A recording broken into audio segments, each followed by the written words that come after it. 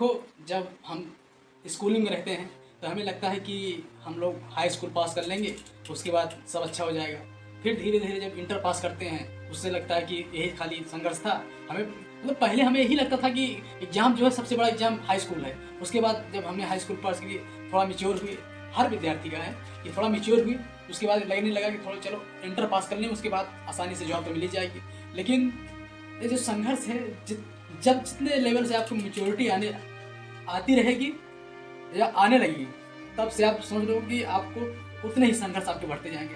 क्योंकि आवश्यकताएं जो है इंसानी कभी कुछ चीज़ की पूर्ति नहीं कर सकती, क्योंकि आवश्यकताएं हमेशा बढ़ती जाती हैं, आप नहीं रह जाएंगे। तो एक विद्यार्थी का यही है कि जब पढ़ता रहता है, क्योंकि जब इंटर कर लिया, बीए कर लिया या ग्रेजुएशन कर लिया, उसके बाद वो गवर्नमेंट एग्जाम की तैयारी करता है, तो उसे पता चलता है कि असली संघर्ष क्या है। असली संघर्ष तो यहाँ है, क्योंकि उसे 2 साल 3 साल पढ़ना पड़ता है। उसके बाद कहीं पेपर देने गया, तो वहाँ पता लगे उसे पेपर ही लीक हो गया, उसका 2-3 साल का संघर्ष बेकार चला जाता, क्योंकि अगली भर्ती आने में फिर 2 साल लग जाते हैं। तो ये कहीं ना कहीं सिस्टम की वजह से विद्यार्थी ये दैनिक दिनचर्या जीवन में अपनी व्यस्तता ऐसा खो देता है कि मानो कि एक रेगिस्तान हो गया।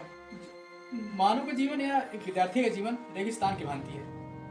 उसमें लगता तो है कि कहीं पानी का पेड़ उगाड़ लें, लेकिन कभी इस सिस्टम की मार से, कभी ये सरकारें जो आती हैं इनकी असुविधाओं के कारण विद्यार्थी का जीवन बेरोजगारी, परिवार से हमेशा लड़ता रहता है, समाज से हमेशा लड़ता रहता है। हर जगह सब उसके संघर्ष है, पल पल में संघर्ष है।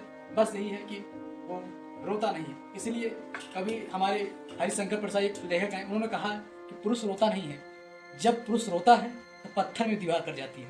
ये बातें इंसान के लिए नहीं है, ये पुरुष जो होते हैं, पुरुष समाज के लिए बहुत सटीक बातें हैं। उसका संघर्ष बहुत गहरा होता है। वो हर संघर्ष हर जगह अपनी मेच्योरिटी को दर्शाता है, कितना भी हो। बस यही है कि हमेशा कहीं रोता नहीं है, जहाँ यहाँ तक आ जाता है कि वो शमशान घाट में जाए ना, तब भी नहीं रोता है। बस यही है उसका संघर्ष। लेकिन जब अगर रोता है तो फिर पत्थर में दरार कर जाती है।